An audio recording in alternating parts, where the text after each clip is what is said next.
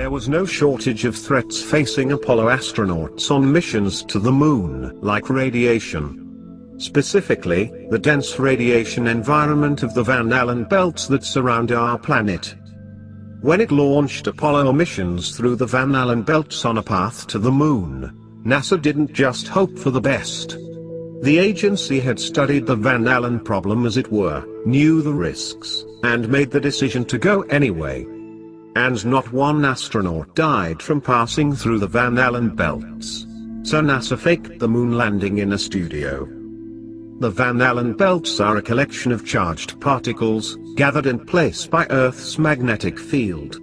They can wax and wane in response to incoming energy from the sun, sometimes swelling up enough to expose satellites in low Earth orbit to damaging radiation.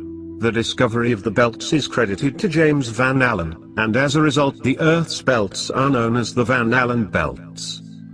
Moon landing conspiracy theories claim that some, or all elements of the Apollo program, and the associated moon landings were hoaxes staged by NASA, possibly with the aid of other organizations.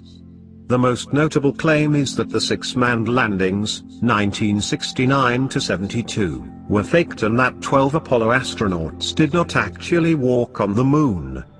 Various groups and individuals have made claims since the mid-1970s that NASA and others knowingly misled the public into believing the landings happened by manufacturing, tampering with, or destroying evidence including photos, telemetry tapes, radio and TV transmissions, moon rock samples, and even some key witnesses. Much third-party evidence for the landings exists, and detailed rebuttals to the hoax claims have been made. Since the late 2000s, high-definition photos taken by the Lunar Reconnaissance Orbiter, LRO, of the Apollo landing sites have captured the lander modules, and the tracks left by the astronauts. In 2012, images were released showing 5 of the 6 Apollo missions' American flags erected on the moon still standing. The exception is that of Apollo 11, which has lain on the lunar surface since being accidentally blown over by the takeoff rocket's exhaust. Hey, all right. Yeah. Thank you. The light's a little bright in here. Hi, Mom. Made it here too. Can you hear me okay? Yeah, I'll get back to the club, I promise. But I could not turn down this invite. No way.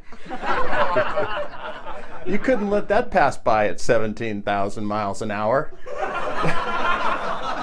Who would do that? Opportunity of a lifetime. Yeah, I do miss the club. But look at this.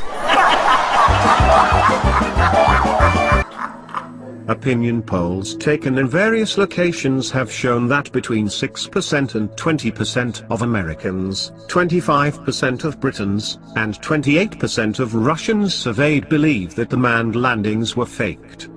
Even as late as 2001, the Fox television network documentary Conspiracy Theory, Did We Land on the Moon?, claimed NASA faked the first landing in 1969 to win the space race. NASA has been urged to provide conclusive proof once and for all that the moon landings were real and not faked. The 50th anniversary of Neil Armstrong's first steps on the lunar surface took place last month, but many conspiracy theorists across the globe remain convinced it was the biggest cover-up of all time. In the interview footage, a bearded, bespectacled Kubrick outlines how he was approached by the US government and asked to make the film.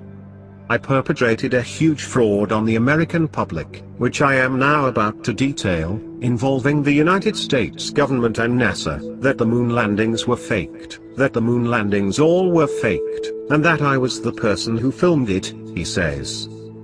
He then goes on to state that he perpetrated the hoax after being bribed, and that he considers the moon landings footage his masterpiece. At the heart of the theory are claims that the radioactive Van Allen belt around Earth would have been lethal to fly through. taking part in a speakers panel at the 27th Annual Glastonbury Symposium, an annual conference dedicated to the paranormal, conspiracy theories, alternative thought, and New Age philosophies. Mr. Allen said, "I don't believe man landed on the moon. If NASA or anyone else can prove it, I am waiting to hear, because I can't work it out. It is the 50th anniversary apparently, but how did they do it? If it was so easy in the 1960s, surely they could do it any day now, and so could Russia, Japan, India, even North Korea." Mr. Allen went on to suggest that NASA has since admitted, in a roundabout way, that it is not really possible for space travel beyond the Van Allen belt. He said, "It wasn't easy. There are so many difficulties to be overcome." NASA admitted this since in not so many words. If you read NASA's technological information, they say we have real problems. They just don't say they had a problem at the time. NASA is next planning to send astronauts to Mars in the next 30 years or so, but Mr. Allen rubbished the proposal. He said, "They are now talking about going to Mars. It is ridiculous because anyone who tried flying to Mars would be dead in 3 weeks." Mr. Allen has given many TV interviews over the years on the reasons for his beliefs. He has often said he watched the landings live on TV, and wanted to believe it happened, but since evidence that proved it didn't happen came forward. Meanwhile, they claim the pictures and videos shown to the world had been pre-recorded in a secret studio featuring a mocked-up moon surface. They say anomalies to do with light exposed they were fakes. Mr. Allen's main argument is that the highly radioactive Van Allen belts would kill the astronauts, who were given no radioactive proof space suits for the mission. The radioactive environment around Earth is due to charged particles becoming trapped in the Earth's magnetic field, which protects us from deadly radiation getting to the ground.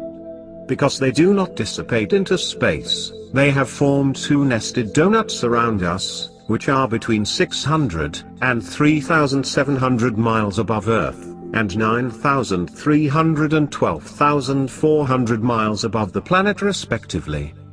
As the moon is around 238,000 miles from us, the Apollo missions had to clear these, and conspiracy theorists claim it is still not possible today. NASA does not comment on specific moon hoax claims, but has previously vehemently denied any of the Apollo missions were faked, and insists we have made it to the moon.